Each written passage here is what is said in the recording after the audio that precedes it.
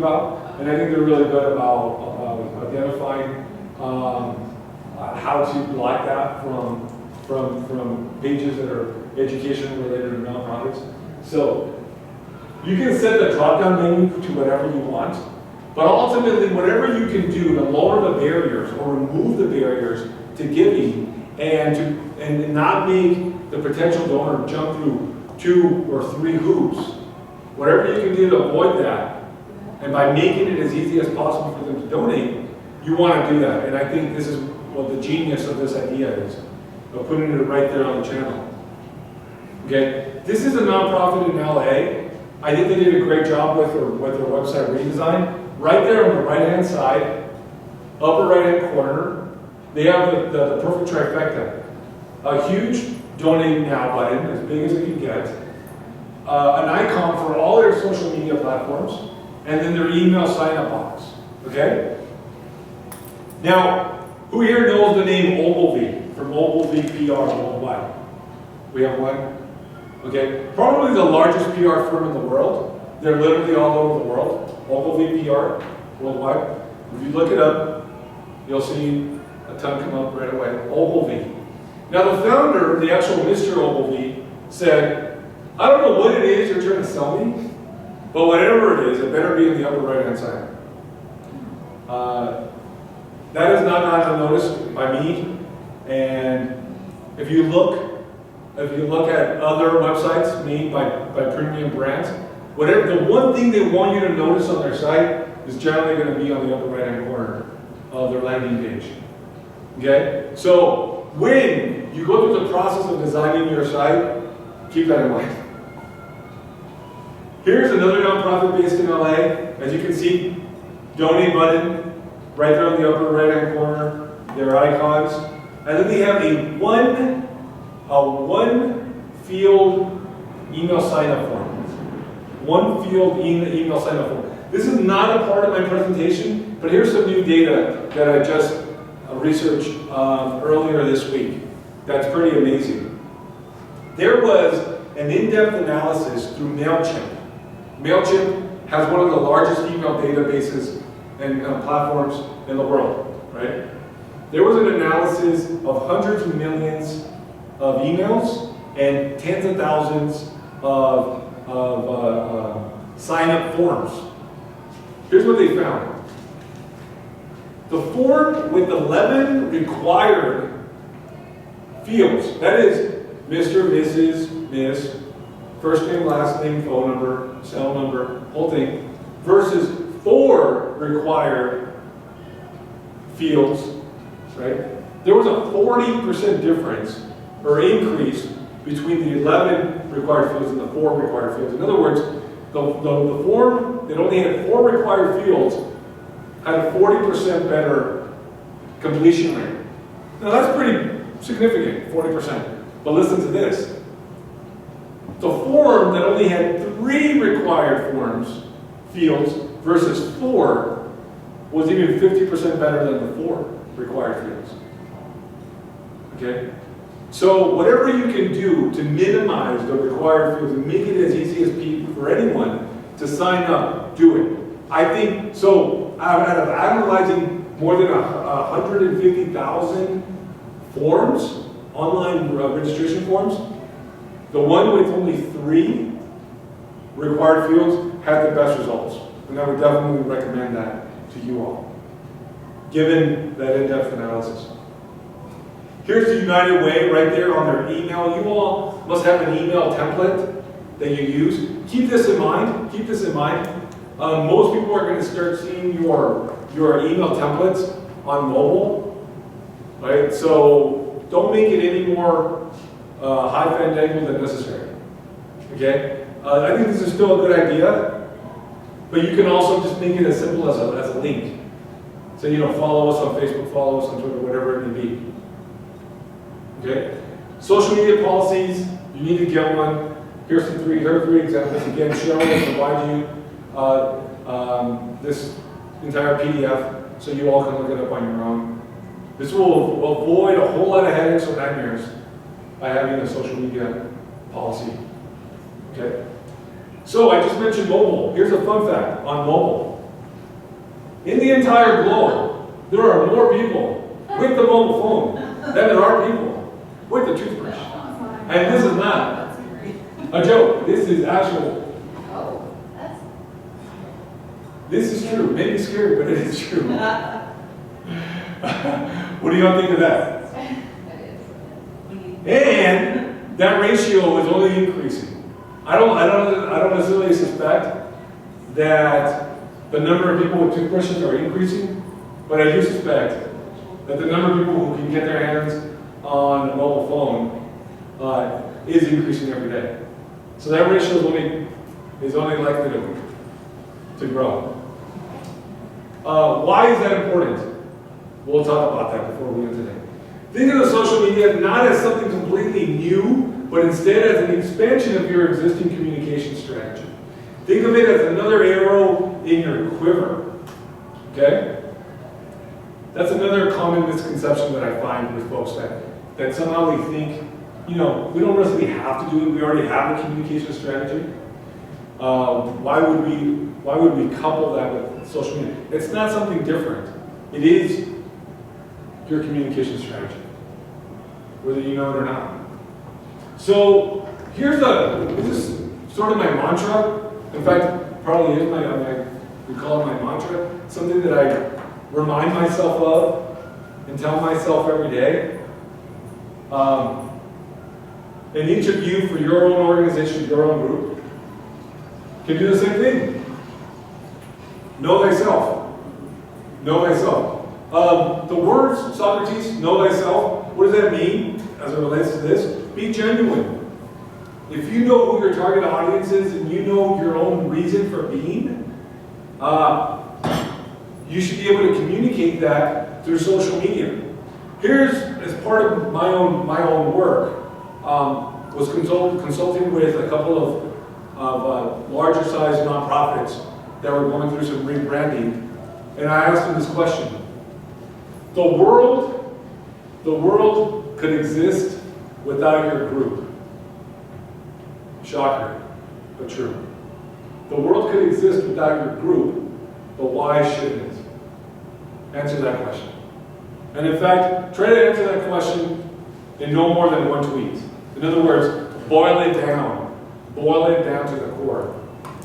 Answer that as quickly and as succinctly as you can.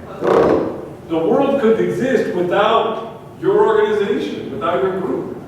It surely could.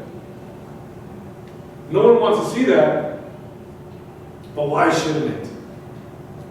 And that's essentially how. So someone would ask, okay, Filiberto, what do you mean by know thyself? Okay, well, that's probably the best way I could operationalize know thyself. The best way to operationalize know thyself is, why shouldn't the world exist without you? What do you bring to bear? What's your reason for being? Okay, and essentially, your online voice must be consistent with your online/offline platforms. What does that mean? Most of you already have newsletters, or even a newspaper, or a magazine, right? You've already cultivated a voice that's separate and apart from any individual person, but that already has come to reflect your group. That same voice, more or less, should be reflected online through your social media. Does that make sense? Yeah? Okay, real quick group exercise, really quick. Same thing we did before. We'll make it 1 minute, not 2 to 3 minutes, just really quick. What does your organization write about on social media? Your group, your organization. Assuming you already have a social media presence to one degree or another, even if you don't, once you do, what would you talk about? What is it that you write about in social media? So think about that for 5 seconds. Talk about it among yourselves. We'll talk for 1 minute and then we'll regroup shortly.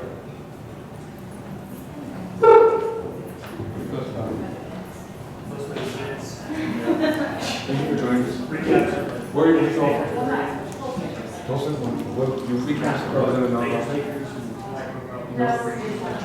Hopefully you're finding this helpful. Cool.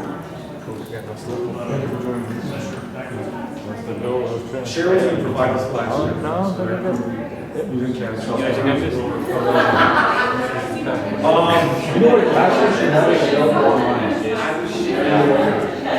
Cheryl was right. The quality of Washington. Online restrictions that. Right, okay. All right, folks. I would think Let's reconvene. Deals would be the changing tide of laws and Let's increase reconvene here. lawsuits, All right, folks. Everybody, let's reconvene. I'm going to call on you randomly here.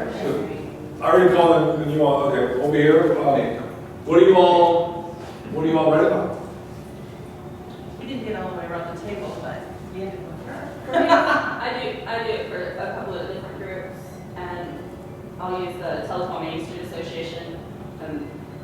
Mainly what we do right now on social media is sharing what our business partners, what like their events, their Events, sales, sales, and events that we promotions. generate. Exactly. Okay. Anyone else have a good one, specific?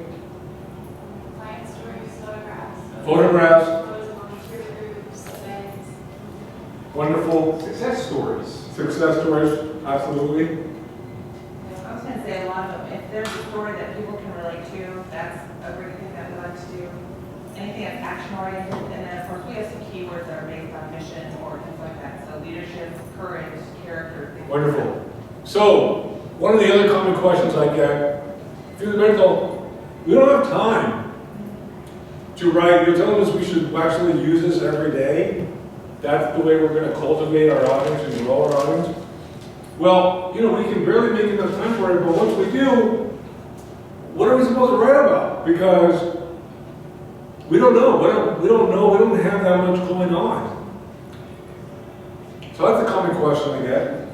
The three subjects that you can always focus on that won't go wrong, you can't go wrong with your events, news about your organization that's relevant to all your target audiences. News or reports relevant to your community. So what does that mean? If you're the Girl Scouts, that could mean your community is youth development or girl youth development. Does that make sense? If you're in the disabilities community, obviously news about the disabilities community. If you're in the law community, it would be news that's relevant. So you all get it? So it doesn't necessarily have to do with your organization, but particularly something that is in current events, that's news or in current events. You all can use that and say, hey, by the way, there's a tie-in to what you just read in the paper back to us. And that's something that they definitely would find helpful. The third thing was mentioned by this young lady, photos. Photos about your organization that helps humanize your group. And if that doesn't work, try an e-card or another popular name. The bottom line, here's what's interesting about social media. Nothing gets more clicks, more retweets, more likes, more comments. Nothing has more of a higher social media currency than photos. That's just like that. I mean, photos by far is the currency of social media more than anything else in social media. As a matter of fact, a year ago, I came here and I talked about big news, everybody. Facebook is in the process of changing to what they call the Facebook timeline design. And they made a big splash about it. The Facebook timeline design. You all remember that? Where they changed the way Facebook looks? Well, guess what? Facebook is in the process of changing altogether again. And this time, they're going to give up on this whole idea that it's about sharing stories and content. And instead, their new design is going to look a lot more like Tumblr. It's going to be like 75% made for photos. And I'm actually going to show you what it's going to look like in a bit. So, when all else fails, pull back the curtain a bit, share what you all are doing among yourselves, give people a better sense of who you are through photos. On Twitter, keep this in mind, folks, since you are talking about your organization, don't use I or I'm or my. Refer to your organization, like as a group. That's a common pet peeve of mine. So look for followers. One way people say, well, how do we find more followers? Find another organization that's similar to yours, and then you can always look at their followers and follow them. Because if they like that other group that's similar to yours, they're probably going to like your group. That's a common practice, no big deal. Here's something that's really interesting, that another report that's fresh off the press, okay? This is literally not even a week old. And as you can see, I provided you the link so you can see the whole report yourself. Who here uses Twitter already for business purposes? Okay, so a good number of you already use Twitter. Now, you already know that Twitter is up to 140 characters. Okay, so that's a good sized sentence, 140 characters. As it turns out, the tweets that get the best click-through rates, CTRs, what does that mean? Especially if you have a tweet with a purpose, right? Like check this out, look, sign up for this, okay? The tweets that get the best results, as it turns out, after an analysis of hundreds of thousands of tweets, actually no, it was several million. Are tweets, as you can see, that are between 120 and 130 characters. Pretty interesting, right? So in other words, not those that end up using the entire space, but those that focus between 120 and 130 characters. Tweets that use terms or phrases like via or RT for retweet, or please or check for like check out, those get the best results by comparison, particularly to those that have the word marketing or get glue. Those do not do too well. Tweets that use adverbs in them. That are like really beautifully, increasingly, endlessly, ridiculously, that's a word I like to use. This was ridiculously good. Sadly, tweets for whatever reason they use, so this is an analysis of 200,000 links containing tweets. The ones with adverbs by far got the better click-through rates. Here's a couple of examples of tweets that I would say what we call in the business clickbait. Clickbait. What's clickbait? You just have to know what. You have to know you make it irresistible for the viewer, for the user who sees it to have to click on it. Okay, so check out this tweet. Is there a soul in this room who wouldn't click on it? Anybody? Now, who here would want to retweet this so they can share it with all of their Twitter followers because you just think it's just too adorable, or for whatever reason? Anybody? It got 51 retweets, and I'm not sure how much longer after. At one point I screenshot, but I think it got a lot more than that after several days later. But that's pretty irresistible, isn't it? Right? I mean, it's a simple story, but they reframed it in a way that made it clickbait. Here's another story from Charity Water. It's a nonprofit that's only existed for 5 years. They do not take grants. They fundraise only through individuals, and they've been very successful at it. And they've come of age in the social media era. So going back to my examples, this has necessarily nothing to do with Charity Water, but they took the occasion of Women's Day, International Women's Day, to put out a tweet about celebrating women using one of their photos. And in fact, this photo was a few years old. But they said, okay, well, how can we join in on the International Women's Day celebration today? So they used this photo on that particular day, and they got a ton of retweets and favorites, got a lot of buzz. So that's another example of not necessarily having anything to do with charity water, but they use the occasion to raise their profile. I mentioned mobile already. Here's a fun fact, folks, and I've heard this, I first saw this chart 2 years ago.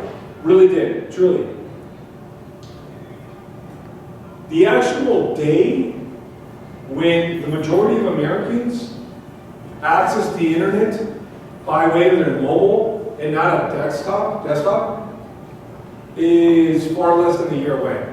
It's probably going to happen before the end of this year.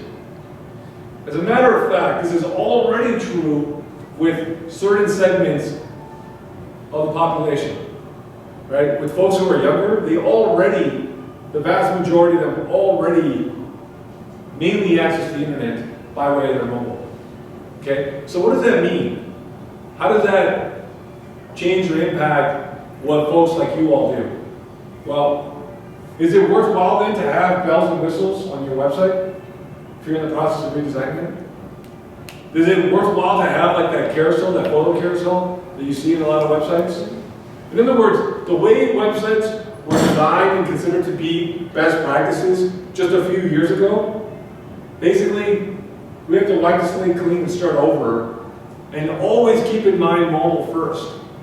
Okay, keep in mind mobile first, because the vast majority of people, if not already, depending if you're targeting youth, for example, if not already, will soon see your website mainly through a 2-inch screen. So it really, if you're going to have a photo, of course, it better be a very vibrant and compelling photo, but the vast majority of it should be very easy, very simple, very clean, and boiled down to the majority, the one thing you want them to learn about you and you want them to do with your content. Okay? Keep that in mind.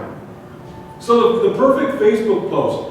Here's another thing that's really interesting. It used to be that I would recommend, and folks like me would recommend, hey, you know what?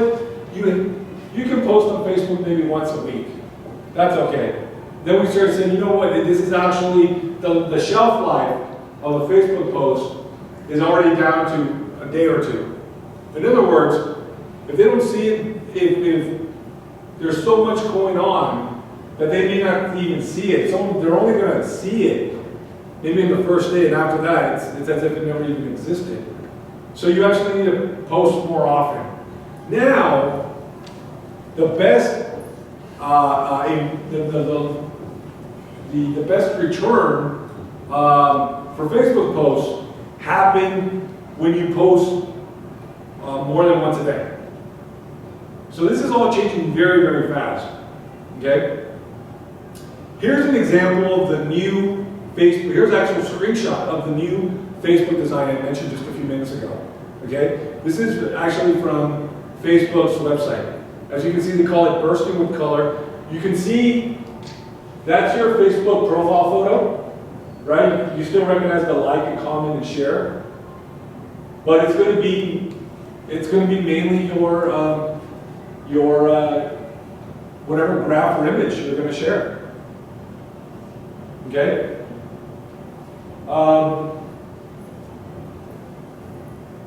Here's your status update box on your page.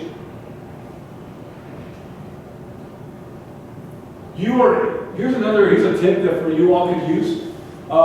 If you add the at symbol in the status update box, the one way to increase the number of people who will see your post, and the one way to increase the likelihood that it will be viral, is by tagging other pages. By tagging other pages, there's a strong likelihood that the pages that you tag in your Facebook post are going to be seen by the people who follow that Facebook post, or that Facebook page. Who here has already used that particular trick? So you already know what I'm talking about, okay? You guys are ahead of the curve, because generally when I give talks, maybe only a third of the people even know what I'm talking about. So you definitely always want to do this as much as possible. So there, as you can see, I started typing at CE, and Facebook automatically populated Center for Nonprofit Management. Okay? Here's a screenshot, and this is someone who probably already got the memo about the Facebook redesign, and this is actually 2 weeks ago. So I applaud them for being ahead of the curve.